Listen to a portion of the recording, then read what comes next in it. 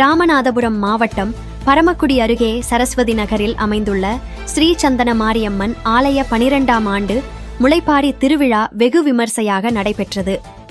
மழை பெய்து விவசாயம் செழிக்க வேண்டி நடைபெற்ற முளைப்பாரி திருவிழா கடந்த வாரம் தொடங்கி தினமும் இரவு பெண்கள் பாரம்பரியுடை அணிந்து கும்மியாட்டம், ஆண்கள் வேஷ்டி சட்டை அணிந்து ஒயிலாட்டம் என சிறப்பாக நடைபெற்றது.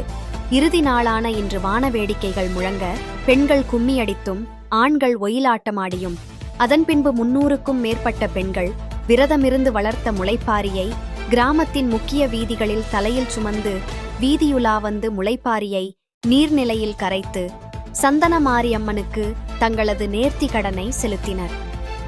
விழாவை காண சுற்றுவட்டார பகுதிகளைச் சேர்ந்த பொதுமக்கள் கூடியிருந்து விழாவை கண்டு ரசித்தனர்.